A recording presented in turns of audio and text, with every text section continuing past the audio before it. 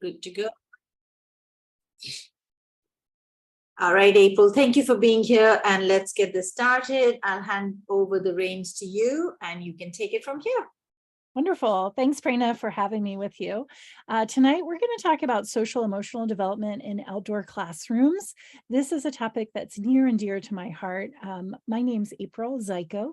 I am a nature-based educator based in Vermont. And so I've been doing this work for a long time, but particularly thinking about how we support children outdoors and how we build their social emotional skills, I think is just a really exciting conversation. So we're recording this. So if you are catching this on the replay, you will have access to the slideshow as well. So if you want to go back to something, you'll be able to. And those of you that are here live with us, I do want to keep this interactive. So you can drop things in the chat and I'll be monitoring the chat. And because we're a very small but mighty group, you can also just unmute yourself. And a quick way, I know we've all been Zooming for quite some time, but a quick way to unmute, if you just want to chime in, click on the space bar. That's that long bar on the task on the keyboard. If you click on that and hold it down, you can just pipe in something short. And then when you let it go, you go back onto mute. That would be, you're welcome to comment as we go, because I think you making connections and you asking questions brings relevance to your own program. And I know that many of you who are here live are within the same program, so we can certainly keep this interactive. Okay, jumping in, just to tell you a smidge about myself, I am an experienced early childhood educator. This is year 24 for me in teaching. I'm still in the classroom. I work part-time as a preschool teacher in a universal pre-kindergarten classroom here in Vermont in a public school. But I also serve part-time as a college faculty member.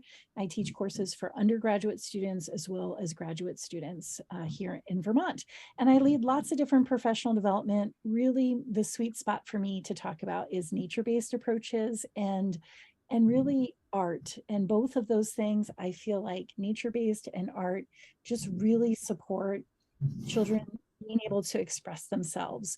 And so, yes. And one thing that I definitely want to invite you to is if you are interested in learning more about nature-based approaches, is to join our Facebook group. It's called Nature Inspired Teacher.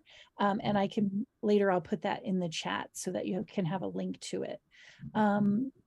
But that is a group where we get together, or not really get together, but it's a virtual group where we can support each other in this process and ask questions, because sometimes there are obstacles, things that are challenging when we're working outdoors or teaching outdoors. So I think really where to start for me is to think about why use the term outdoor classroom. Well, I have both an indoor and an outdoor classroom. I began my career as a traditional public school teacher teaching in Virginia. And what I realized is that many of the things that we do indoors, we can do outside. And children who have can struggle in the indoor classroom, particularly with self-regulation, with big body movement, with big feelings. Sometimes when we go outside, those same children who need a lot of adult support indoors will move outside and thrive and look quite different than they do in the indoor classroom. And so why I call it, rather than just calling it the playground space or the outdoor space, I call it the outdoor classroom. And the reason is that I want to communicate to all of my stakeholders, my co-teachers, the families of the children who are in my program, my administrator, people in the community, that I want them to understand that when I'm outside with my children, that this is a learning time, and that what we are doing outdoors is equally as important as what we're doing indoors. And so when I think about, I teach courses on curriculum development, and I get to support a lot of new teachers, and they're quite surprised to think, really, like, the time you're outside is a learning time as well. And it's like, yes, of course it is. But many people don't see it that way. So I like this term of outdoor classroom.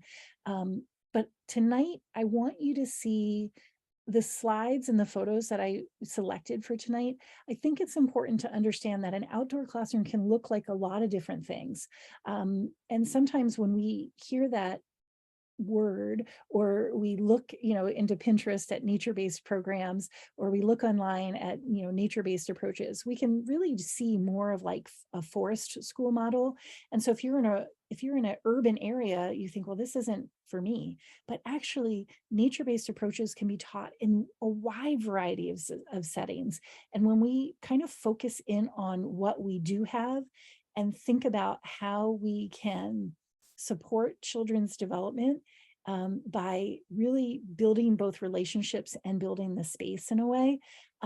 This isn't a huge bar. This isn't something where you have to like start over.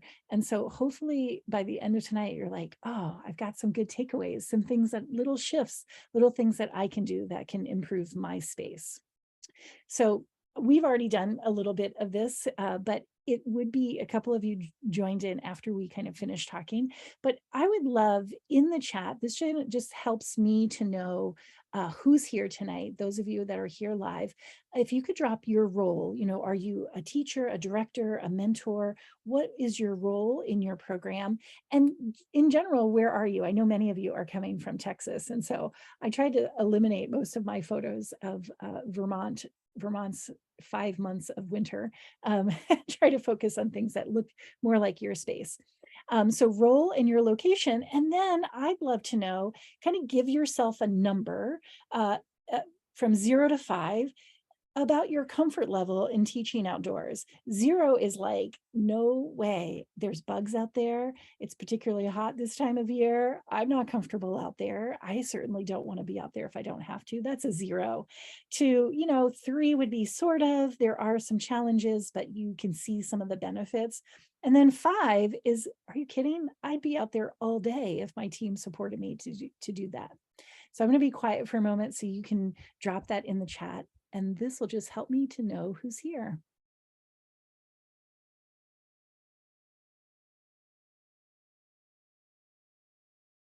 Yay. Lacey says she's a 5. I would love it. Awesome. Okay, so we have a variety of roles, and the majority of you are from Texas. Definitely see the benefits. Wonderful. I hear you. Vonda says her comfort level depends on the temperature.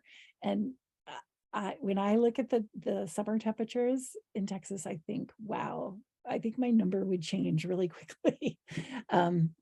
Awesome. Well, thank you so much for being here, and thanks for being active in the chat. That'll kind of help me to know where your questions are or what's landing. But kind of we have a short bit of time together tonight, but I want to just start here to say there's a huge amount of research, and the amount of research is growing all of the time, about the benefits of nature-based learning. And so I think that it's really important to know that deciding to go outside isn't just because you yourself like to go outside, but to know that there are lots and lots of benefits from teaching outdoors. And so there's a great link to an article that I'm going to share with you. And I feel like it's one of those where you're like, oh boy, I love this. I love this article. I've been sharing it myself for the last 5 years. So it's getting a little bit dated, but there's a literature review that took 50 different research articles and summarized the key benefits of nature-based play and learning. And what they summarized their keys into were these 6 areas. And so there is evidence to show that playing outdoors, learning outdoors, helps with cognitive development, helps with academic performance, social development, mental and emotional health, physical health, and helps this sense of stewardship and sense of place. And so we know that there's a huge body of research to support this. Tonight, we're really honing in specifically. We're going to be focusing our energy in on social and emotional development. But just to know that there's a huge growing body of research to support this kind of approach. And the article that I'm going to share with you is called Nature-Based Play and Learning, a Literature Review. And I love this resource to read it and get fired up for my own self about why this is important, why this work is important. And it's really, really good as a resource when you're writing grants and trying to explain why you need to have certain things. And this, we want to share evidence-based approaches, and we want to tell a compelling story about why we want to do this. And so this article is excellent for that. And if this topic is of interest to you, I highly encourage you to read that article and to read it in community with others and to talk about it. And as you read it, probably one of those 6 areas is going to rise to be the most important thing for you. So I get to work with school teams, I get to work with childcare centers, and each time teams have different things that are important to them. So sometimes I'll work with teams that they just realize the huge negative impact on obesity and the physical health of the children in their care because they're living a very indoorized life. And so the way that they decide to embrace outdoor learning will really focus in on how do we support that physical development. And like I said, tonight we're going to focus in on social and emotional development. And there's not just research, but there's a ton of books and all kinds of books that are coming out. It's hard to, I'm a book collector, but more and more quality books are being published on this topic and really helping educators to see how do we overcome the challenges to implement this approach. So in the chat, I'd love for you to answer this question. Do you feel a connection between nature and your emotional well-being? And because we're a small group, I'd love you just to pause for a minute. This isn't a yes or no. I want to form this a little bit more. How or where do you feel that connection? So if you're feeling burnt out or overwhelmed or stressed, where do you go? What do you do in nature to help you feel refreshed? And yes, I can put that link in the chat. So in the chat, if you want to share how does nature support you? I would love to hear that. And I'm also putting the link to that article in the chat.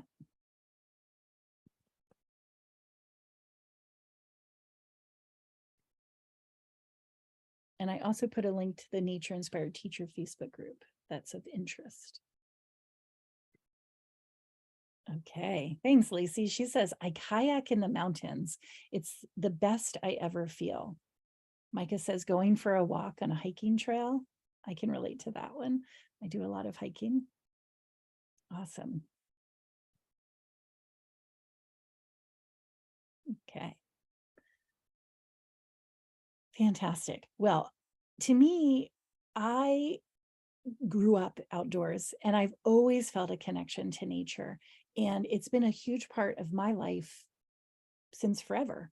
And when I think about children and how distant nature is for many of them, it really motivates me in this work that I do to think about how can I help bring nature into their learning time, into their early ed programs or into their schools. So if they're not getting this at home, then they're able to access it in their program.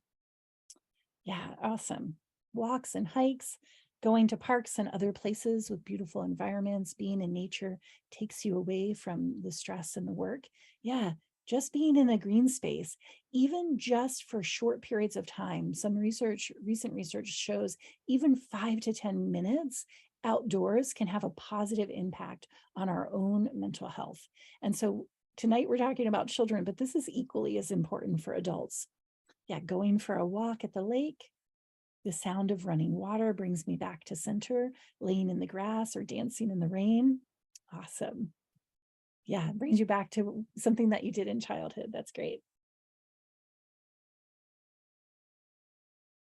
Wonderful. Yes, I love all of those. All of those sound great. And so I think it's important to remember that, we know supporting children, we're a big part of our job is helping them with co-regulation. So we need to make sure that we're filling our own cup. And so taking some time, I encourage people to make a commitment to going outside, even if it's for just 5 minutes a day, just to walk around, just to notice the trees, see what's happening, look at some flowers, and then some days, at least once a week, go for a longer stretch, go for a hike, go to the lake, go for the kayak, go for something, and really immerse yourself in nature. And I just feel like we deserve it. And if we want to show up and really fully be able to support children, we need to take that time for ourselves. So I'm going to skip a little bit ahead here, but we know there's lots of advantages to learning outdoors for kids. And so oftentimes when we think about this, the first things that come to mind are physical development. Like we have a class in our public schools called physical education. And so oftentimes when we think about taking kids outside, we're thinking about those physical benefits, but there's so much more beyond just that. So when I think about what we can be doing outside with children, two really key takeaways is really about relationship building. It's really about knowing your kids and listening to your kids, having those deeper conversations, connecting with them, feeling, that you know about them and they know about you. And really thinking about our outdoor space. So the reason I put that there's two keys is that what I have found, I've gone to programs that have these gorgeous outdoor spaces, the super Pinterest worthy, like, whoa, this is amazing. But the staff don't have relationships with the kids. And so during the outdoor time, the staff are congregating and with other adults and having adult kinds of conversations. And so when I'm thinking about this outdoor classroom and really supporting children, I'm thinking about how I'm fully present and supporting them and hearing them and building a relationship with them. So it takes both the relationship building as well as your outdoor environment. So some key social emotional opportunities outdoors, we know that there's social skills that they look different outside. The friendships that kids have look different sometimes outdoors than they do inside. Emotional regulation can look different. We know that kids need to be able to move their body to be able to regulate. And so, that looks very different in a small indoor classroom versus in an outdoor space. Becoming self-aware, learning empathy, noticing when the flowers that it's so hot that the flowers are wilted, and children, even very young children, can have compassion and empathy for wanting to water and take care of the plants. Peer relationships look different. Sometimes children who have a lot of conflict in the indoor classroom will come outside and the relationships look different. And then risk taking. Depending on how our spaces are set up, hopefully we're setting them up in a way that children have an opportunity to take some healthy risk, to challenge their bodies and to decide, do I feel comfortable with this? Is this something that I want to try, or is this something that I'm just going to watch? So when I'm thinking about outdoor spaces, this is my current classroom in a public school. This is my courtyard classroom. I'm fortunate in that I have two different spaces. I have the courtyard, and then we can take a walking field trip over to the forest, and we have a forest classroom as well. But this is, looks quite drab because it was, the snow is still there and it's still melting. But even in a space like this, where it doesn't seem like it has all of the bells and whistles, lots of development can be happening. So what I want to hone in on and really focus kind of our attention on is, what are those kind of most important things to include in our outdoor spaces? To me, I think that having a gathering space is really important. And a gathering space can look as simple as having a blanket, or having a picnic bench, or having a spot where people can congregate, that adults and children can be in that space together and feel comfortable. Having a gathering space in my forest classroom looks like stumps in a circle, and that we actually, do an outdoor circle time and we do story time out there. But even in a smaller enclosed fenced in space, we have a spot where we can sit together, we could read a story. Maybe, maybe what a child needs is not hearing a story, but just connecting through doing a little simple art project. These are the kinds of ways where we can bring softness into our space and really feel like it's a cozy and comfortable spot. So I like to connect this to this thought about, if you're going to go out for a coffee, and maybe you're alone, but you're going out for a coffee, how do you want it to feel? Do you want it to feel industrialized? Do you want it to feel like sanitized and there's nothing in there? Or do you want some softness and some coziness? So this doesn't mean that we have to like totally reinvent the space. It might be as simple as getting a waterproof blanket like this and putting it on the ground. So simple, easy things that we can be doing. We also want to have vestibular space or gross motor space, but vestibular really plays into children's ability. The vestibular motion plays into the children's ability. And I'm sure that Prerna gets into this a lot more in some of her other trainings, but we want spaces for children to be able to balance, right? And so something like even just simple like stumps like this, which can be free. You can ask in your community, maybe a neighbor near the program is cutting down a tree, and you can ask the arborist to cut it into chunks for you, or ask your currently enrolled families, anybody having a tree take down.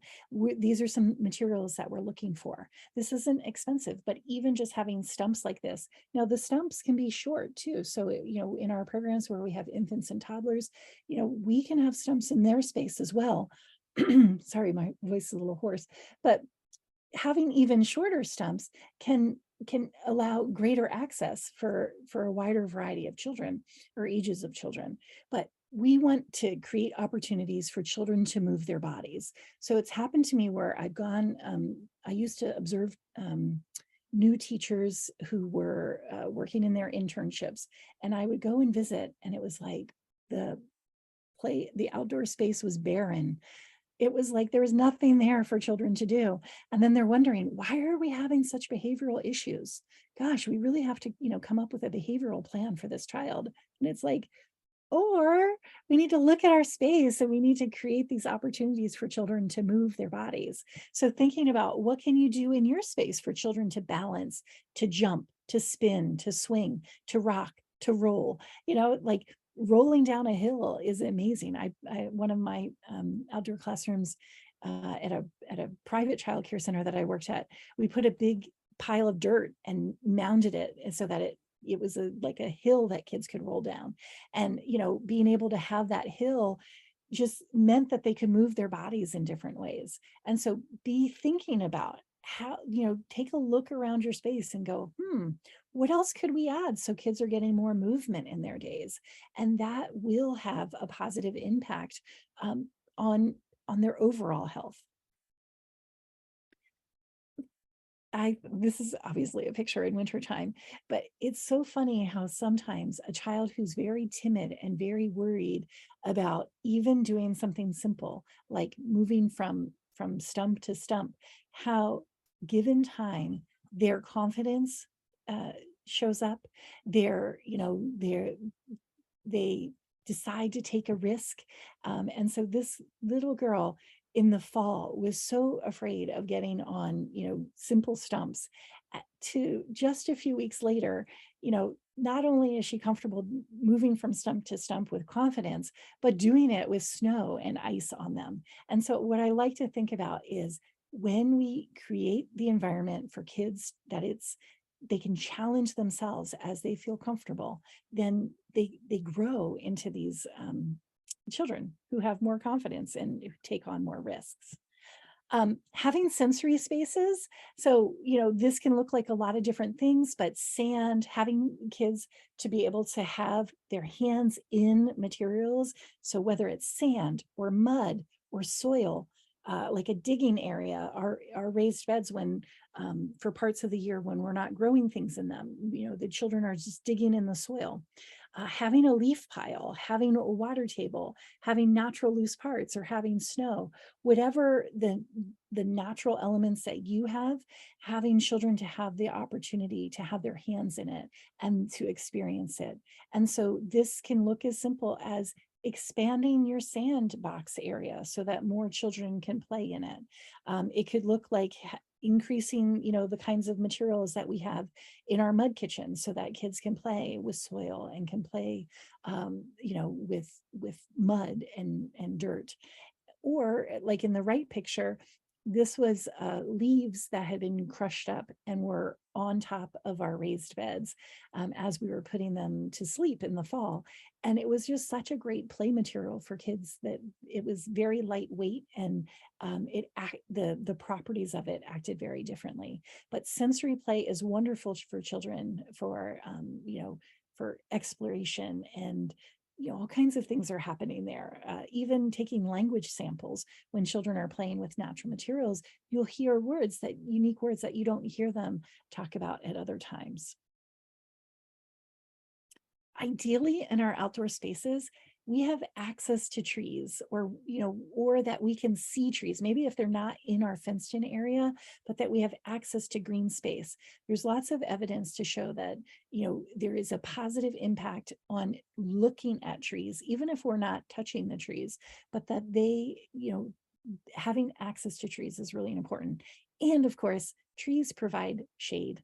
And so that can be hugely important, and it helps us feel more comfortable, cooler in the warmer temperatures, and provide shelter, throughout the year, as well as increase the biodiversity that we have in our programs. So thinking a little more long term and thinking, how could we plant trees? Who are our community partners that we might be able to get trees planted in our outdoor space? And of course, this takes vision beyond, what we're doing this month or this year, because it takes a while for trees to grow. But these are the kinds of things, when I think about how do we prepare for climate change, and how do we make our spaces comfortable moving forward in the future, planting trees is hugely important. And if you looked at the temperature, there was a great meme that I saw a few weeks ago. The temperature it was a sidewalk, but when it didn't have a sidewalk in the full sun, and then the same sidewalk just a few feet down under a tree, there was like almost a 30-degree temperature difference between having the tree and not having the tree. So we all, in our licensing regulations, have the need, or most states have the needs for provisions for shade.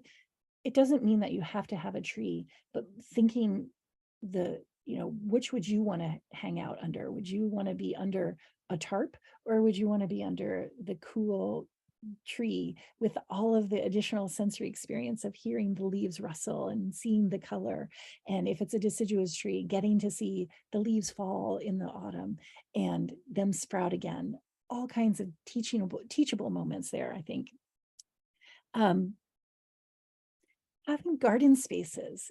I love talking about gardening with children. I think it's hugely important that children understand where their food comes from. And this is true for children all over the world. Children need to understand where their food comes from. And particularly, I work with a lot of children who are food insecure, and I work with a high poverty level in my program. And empowering children to know how to grow food, it doesn't mean that our school garden is enough. It's not a farm. It's not enough food to send home with the families, but there's something very empowering about learning how to care for food and how to grow food. So this takes up a lot of space, but having a raised bed, I think, is a wonderful way in your outdoor classroom. There's lots of skills, not beyond just the science skills of, what plant needs are, and from seed to harvest, there's all kinds of lessons there. But there's the lesson of empathy. A child who becomes responsible for helping, these were peas, and this was in the spring, and it was like, we grew these from seed, and the kids were so excited to see how they would grow. And sometimes when we went out there, the peas were wilted and they looked near death. And so, learning how that that empathy muscle, and learning how to care for something living, it can be a plant. And maybe a raised bed is too much. Maybe you're not there yet, or maybe your space doesn't allow for it. Even having containers, small little containers, is a great place to start. And I like to tell people, we learn from our failures. So even if you did container gardens and the weekend heat or the lack of water ended up killing the plant. We learn from that as well. But I really feel like when children have their hands in the soil and are really learning about plants, that it can be quite empowering. Hey, April, quick question. With the Mhm. garden space, Yeah. what did you mean by the yes space? Could you talk a bit more about that? On the Well, last perfect. slide, you said Yeah, yes space. I have a slide. This slide is also Okay, about. that's all. We were right on track. I was curious about that. So oftentimes, when you get into those moments when you have things in your outdoor space and you keep telling kids, no, don't touch that. No, you can't do that.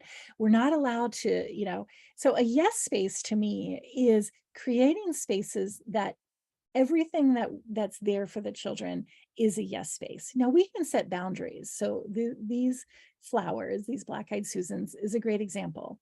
If we went out and the first group out this morning went and picked all of the black-eyed Susans, well, then that plant is no longer there to be enjoyed by the next group that's going to use the space.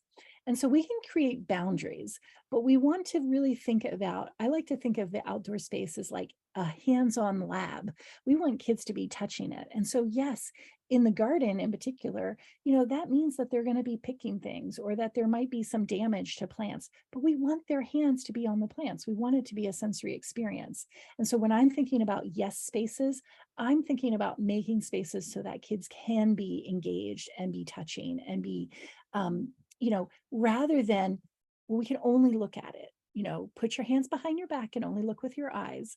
Well, that's not giving them a sensory experience. It's probably going to give them a bit of frustration to have that, kind of boundary.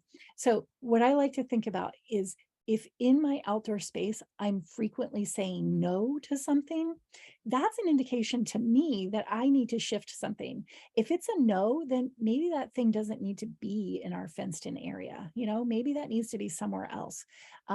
I want to put things that kids can fully explore. And of course, we have boundaries. Like, this isn't a free for all. And so, we do set boundaries of what kids can and can't do. And I wanted to share a link because I was thinking as I was putting the slideshow together, if you are in a space, if you're in a space that has a lot of asphalt or has a lot of fencing, you could be thinking, well, this really, is this for me? Is this important for me? Because my space doesn't quite look like the spaces that April's showing tonight. But there's a really good resource. So I'm going to drop this in the chat. This is from greenschoolyards.org, that talks about, what if your space is paved? If you have asphalt and concrete or chain link fencing, it can feel a lot different in creating outdoor classrooms, but I want you to know that it's still possible.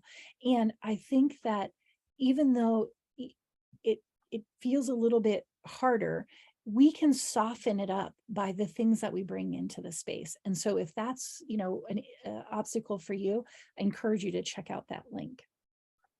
Okay. This is one of my favorite things. This is a willow tunnel. Willow is a beautiful weeping willow tree that grows as a large tree, but you can cut the tree branches and you can weave it into fences. You can weave it into lots of different things. And so this is a woven willow tunnel. And this is something that you plant and it comes back year after year. The first couple of years, it doesn't really grow in that much. So it just looks kind of like sticks. But if you keep it watered and you do it in the right way, it grows in. And so the reason that I share this is because to me, this to me feels beautiful and calm and serene. But the point being, we want to create some spots within our outdoor space that are private spaces. Now, my licensing regulations in Vermont say that as a preschool teacher, I need to have constant visual supervision on children. So we don't have fully enclosed spaces where kids, like they're not in a fully, enclosed space. Like, I need to be able to see them. But this creates that sense of a private space. And it is another provision for shade. So it feels much cooler when they're in this kind of space. So your private space may not look exactly like mine. There's lots of different ways that we create these kind of cozier areas. But when you think about a child who has been in their childcare program for a full day, often more than 8 hours a day, more than what an adult workday, typically is. Kids need an oasis. They need a spot to be able to go to. And so oftentimes in our indoor classrooms, we've been intentional in creating, an alone space, or, Tucker's house, or the cozy cube, or whatever you name it in your indoor space. So I offer this idea to think about, how do you create that private space when we're outside? So it might look like something like this, or it could look something like this. This is in a forest classroom for school agers. As I was putting this slide, I was like, I don't know if this is a great picture. I'm not sure how your licensors and my licensors are probably different. I mean, I know they're different because we're in different areas, but thinking about how could you create a cozy space, and setting up a quiet space, to me, I think is one of those keys where, oh, that's a missing element, and adding that changes how some children interact in the space. And it might be that we need to teach children about what are the expectations in the quiet space, or the cozy space, whatever you're going to call it. We want to create it so it's welcoming and inviting. And to me, the willow is much more aesthetically pleasing than this photo. But I think we want to create a space that's pleasing to the children, and also to teach them, how are we using this space, and creating those little nooks or quiet areas, I think is really important. I'm going to drop another link to a blog post about that goes into it a lot more. And I just want to pause there and ask if there's any questions. Oops. No, loving this. This is so good. I love the way you've broken out different areas, and it leaves it up for imagination and applicable to whatever your program looks like. That if these were things that we were keeping in mind, how can we create that? Yeah. And what I like to think is that people can take these as an idea and kind of, use the materials that you already have, rather than thinking, okay, I'm going to need to write, giant grants in order to make this happen. No, what can we do now? What can we do that's low cost, that we could implement right away, using what we have and what works for our space? Another area that I love in the outdoor classroom is thinking about dramatic play and having a dramatic play space. And that can look, different. Oftentimes in my classroom, it's more of a mud kitchen. This is a photo of a friend of mine's space. I just loved, she took these rocks, a friend of mine, Stephanie, this is at a Head Start program. And she took these rocks and made food, and it just is so inviting. And what, to me, the dramatic play space, we know that children are practicing their social skills, they're trying out new roles, and having things like this with open-ended materials outdoors, you'll see that their play looks different than the dramatic play in the indoor classroom. And so I love to think about how, things that we do inside, we can do outside, but we can do them in a different way. And when we shift it, particularly when we have more open-ended materials, the type of play looks different. And so having some spaces in your, different spaces where it invites smaller groups of children, I think sometimes too, that really supports some children who are just building those social skills with their peers. This is in a forest classroom, but this was a favorite little spot in a program that I got to visit last year. I got to visit once a week, and it just felt like this little intimate space, and the kinds of friendships and dialogues that happened there were just so wonderful. And then creative spaces. This can feel really hard outside, particularly when it's really hot, when we have really windy weather, when it's drizzly, or when it's inclement weather, if it's snow or rain.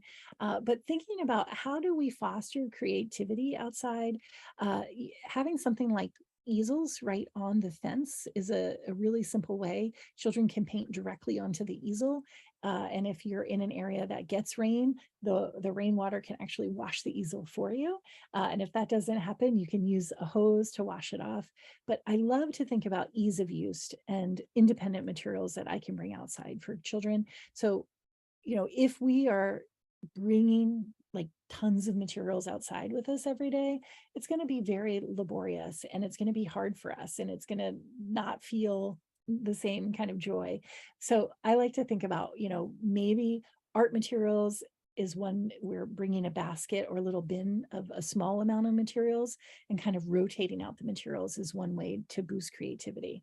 But we know that children are able to express their emotions through art and through creativity. So thinking about how do we offer that outside can be another thought for you. And then this is pie in the sky. This is like bigger, more expensive capital investments. And for the programs that I've worked in, this was a grant funded thing. But thinking about covered spaces, some children really are not comfortable outside. They've lived a very indoorized life. They don't feel comfortable with the temperature. They don't feel comfortable with, even slight bits of drizzle. Having a covered space can really provide not just provision for shade, but increases their comfort being outside. And so some kids who don't really, are not excited about our outside time, often when we have a covered space, I find that it helps them to become more comfortable outside. And then this, I think, is really important, and that is having conversations both with our coworkers and with our children about how do we care for ourselves outside. Talking with kids about how we become comfortable outside is really important. And here in Vermont, we have a very short period of hot temperatures. So, oftentimes in our school-based programs, it's really only like the very last couple of weeks where it's hot, or the very first couple of weeks where it's hot in August. But having conversations about how do we take care of our bodies? So doing like an interactive chart, drawing a picture about like, we can seek out the shade and then help children see like which spaces in our area is the shady spot. Wearing a hat can help us feel more comfortable, bringing our water bottle outside and drinking water, but learning how to care for our bodies. And for me in our forest classroom, that's also about like teaching even our 3-year-olds like how to look for ticks and how to take care of their bodies when you're noticing, because being outside sometimes is uncomfortable for us.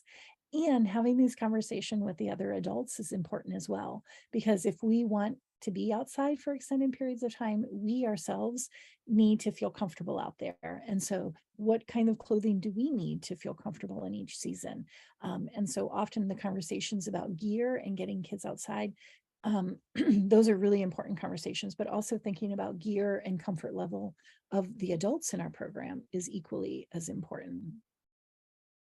All right, so I kind of think, let me see how we're doing on time. Perfect. I wanted to leave the last, 15 minutes or so, or 14 minutes in our case. Yeah, chiggers. That is, I've only ever experienced that once. I think it was in Georgia. I thought I was losing it, and but yeah, Oh, understanding.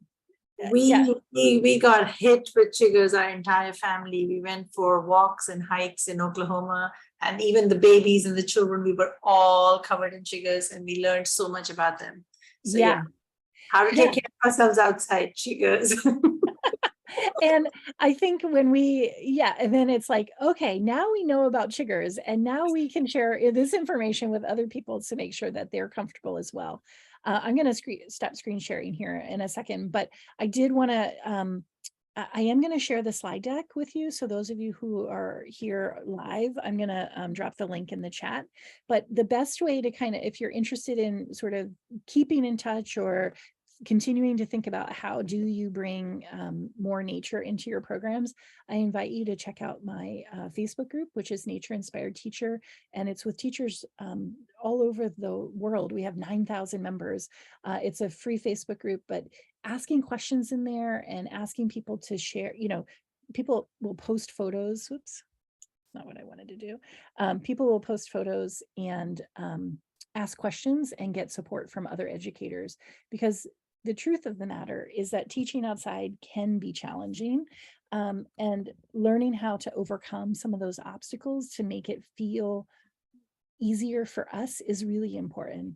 And so we're going to leave the last bit of time for questions and answers. And I also invite you to join that Facebook group so you can continue to ask questions. Did you share the deck, or you'll share the deck afterwards? Right now, it's coming. Okay, otherwise, if it's hard, you can send it an email and I can send it Okay. out. Because, oh, you did it. Wow, I just did it. that's so fast. Look at you. You're so tech savvy, so impressive. So impressive. Well, we've been Zooming for a while, so I pretty much have it. There you go. I know. Well, I would encourage everybody to put your cameras on and ask and talk freely. April is here. Pick her brain. Take advantage of her expertise.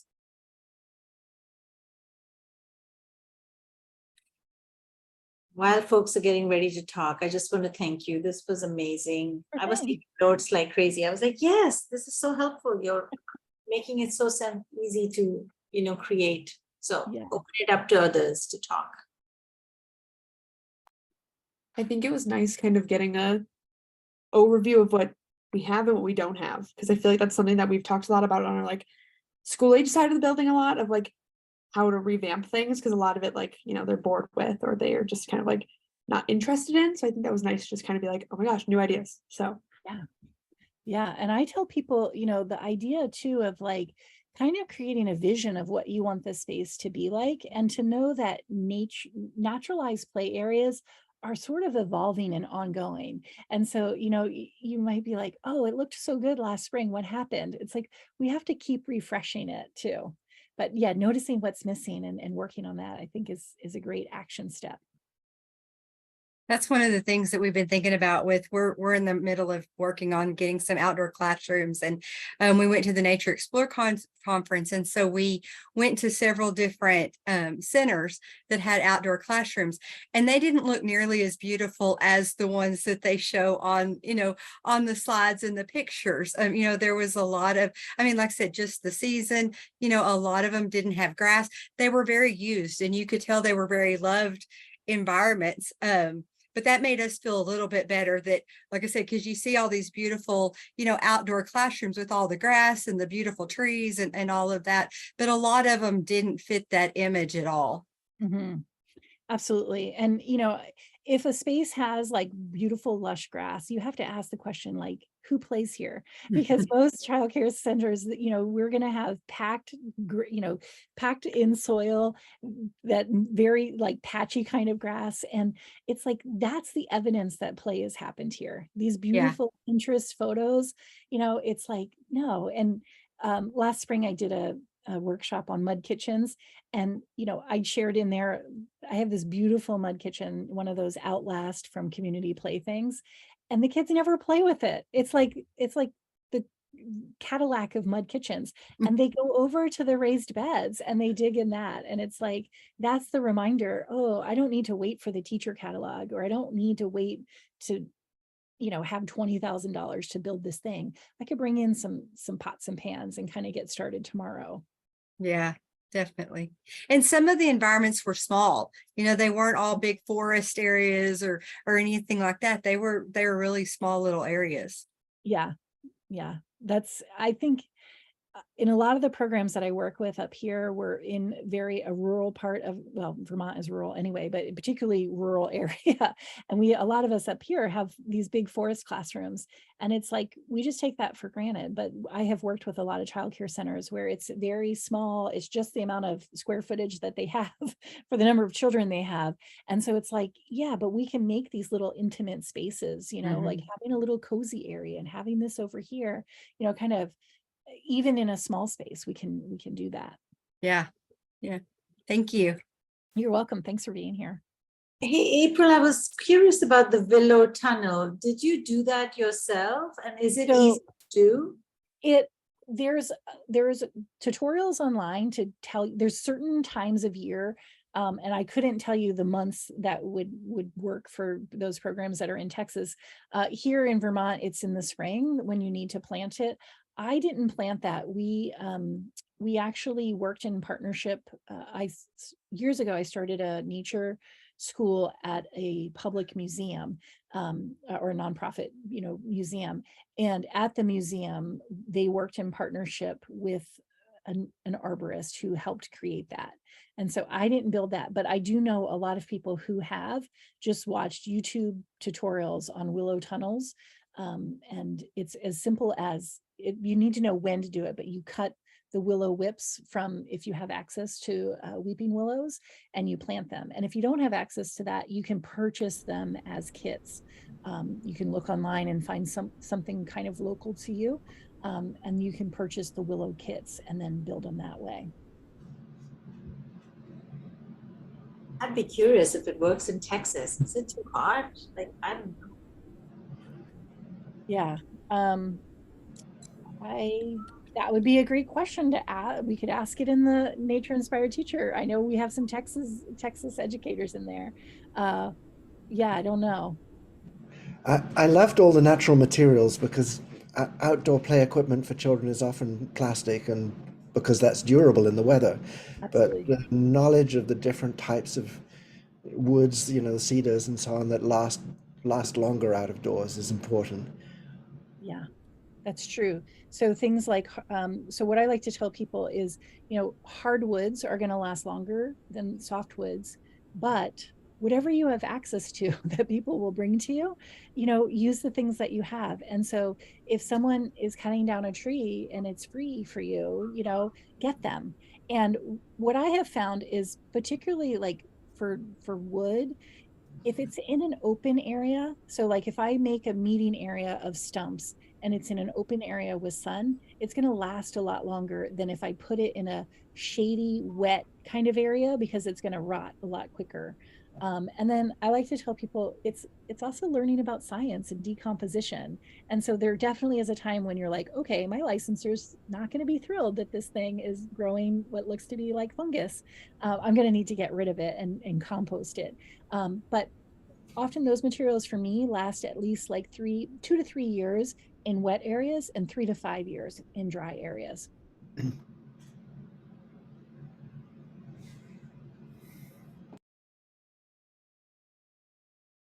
Yeah, I hear you.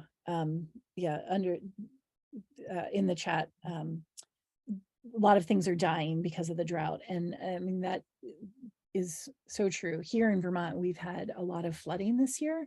It's been a very wet summer, and it's been hard in a different way. Like my container gardens that are usually lush and beautiful are looking so pitiful because the rain has really negatively impacted them. Okay, I want to leave you with one last little thing. If there's another question, I can take one more question, but I do want to show you, it's short, but I think it really captures something that I think is important part of this conversation. And so I'm going to drop this in the chat. And we're going to watch a very short video clip. This is called 3 Generations. And it was produced by Nature Valley, the granola bar company. And this one, to me is an example of something that I can share either on my personal Facebook wall or in my business page, or show even like at an open house to kind of convey this idea about the importance of getting kids outside. So let me screen share.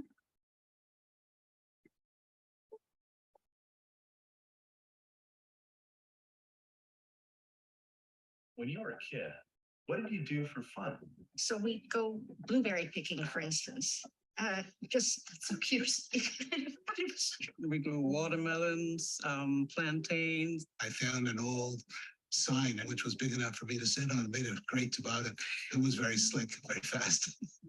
I had a few fish in my basket, and I looked up on this bluff, and here's this black bear sitting there watching me. If he starts chasing me, I'm going to keep throwing the fish out of my basket until he's gorged and he won't bother me. And what did you like to do for fun? Just, you go door to door, get for kids, and you play lots of games, hide and seek, just going out to the field and playing baseball. And we built these massive forts, the kind that you can actually sit in and play in, with our friends. And it was just really wonderful. So what do you like to do for fun? Video games. Definitely. I like to go on my phone, text, send email. My favorite thing to do in the world is definitely watching videos and playing video games. Those take up so much of my time. 2 hours or 3 to 4 hours a day. Same. 5 hours straight. Just last week, I watched 23 episodes of a TV series in less than 4 days. I forget.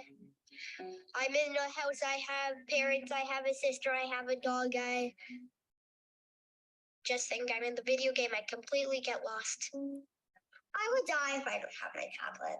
Whenever I feel upset, I'd play video games and I'd feel normal. It's really wonderful. When your daughters grow up, your great-great-grandkids, what do you think will happen if this trend continues? It's scary to think that they'll never have to leave the house. Cindy grew up doing a lot of the things that I did and enjoyed. And I see what my grandsons are doing today, and it's mind-boggling. By the time they have kids, it's going to be a really different environment. I actually feel a little sad because I feel like he's missing out on what's out there in the beautiful world.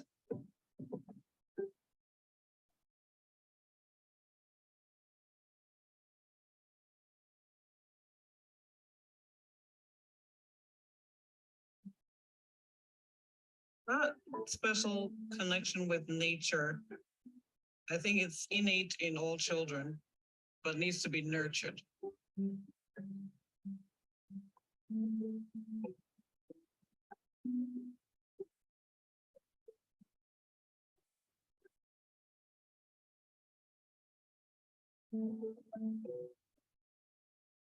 All right, we're going to stop there. I thank you so much for being here. And I think this work that getting kids what they need is really important. And to me, getting them outside is so key. So thanks so much for being here. Have a great Thank night. you, April. Thank you, everybody, for coming. Thank you so much. This was very, very helpful. So grateful. Thank you, guys. Yes, spread the message. Let's get kids outside. Let's do it. Have a good evening. See you guys. Take care. Bye, thank you. Thank you. It's so nice to see everybody. It's awesome. We had people from Colorado. We had people, there's Sophie. She's from Colorado. That's awesome. And then Tasha joined from Wisconsin, and they have an amazing outdoors. That's lovely. Oh, Sophie, you can unmute. You're talking. Oh, I want to show off my yard. Let's do it. Let's do it. I'll have to show you. You want me to show you now? Well, I don't know. You said you have to show it off, so I wanted to see it. You want to show it? Okay. Hey, Emma, go open the sandbox. Okay. Okay. We're gonna go out there. Okay. See it. Okay. Let me see. Oh, okay. All righty. But we're lucky that we have the Arkansas River that we walk to, and we have all this. So this is our living area. This is where like the Montessori is kind of set up. This is when we go out. We have flowers. This is what the kids get to water. Okay. We have the mountains over there. And we have, that's the hill that we hike up. That's the mountain that the kids hike up to. And then we're coming into the yard. So we try to. Nice. And we have, oh yeah, you said that. Yeah. And here's our garden, but we didn't plant this year because we just set it up this year. Mhm. And then we have this. We have our music wall. I don't know what you can see. Do you see the bridge? We can see. Oh yeah. Yeah. So this is my bridge going over. And then we have our mud kitchen. And then we have that. Then we have a chalkboard. So nice. And then we have our little tunnel. I don't know if they could see. Yeah, we can see everything. Our sandbox. Wow. Wow, that's really fun for the kids. Look what there is to do. There's so much to do. And you're in Colorado. You could spend so much time outside. Yep. So Yep. So this was all the work that we did. We just put this grass in. This grass was installed in June as well as this brick paveway so they can ride their bikes back and forth. And then we have our little art easel. And then over here we have like bubbles. We have, this is going to be where the art paint is going to be at. And over here we have like books and we have like markers and stuff. We're going to still add more stuff in here. That's But yeah, this is our area. That's awesome. You have lots of the factors included that April was talking about. That's awesome. Exactly. I think the thing was that it was so validating to hear this conversation, because I've been doing this for years and it just helped put like the science behind it. The That's understanding, the why we do it. So we can actually understand why the children are doing what they're doing. And I think that's the biggest thing, is now I can explain to parents what we do and why. That's awesome. So that was a good thing. Yeah. Hey, awesome. Thank you. Thank you. Thank you. Thanks for the tour. Alrighty, see you later. See Okay, you. bye-bye. Bye. Bye. Thank you, April. You were amazing. Thank you, April. Thanks Okay, for bye-bye. having me. Thank you, Sophie, for showing Bye. the garden. Thank you. Thank you for letting me show it off. You know, you're doing good work, my friend. Keep going. Family you. care is not easy, and you're making a difference out there. Keep going, my Thank friend. you. Keep going. Thanks. Take care. right. Bye, Take care. April. Bye. Bye. Thank you, April. That was amazing. Welcome. Thank you. That was a Definitely. very small group. I'm going to pause the recording. I mean, it was really just so wonderful. Thank you so much. You're very welcome, Freyna. Thanks for having me. All Have a right. good Take one. care. Bye-bye. Bye.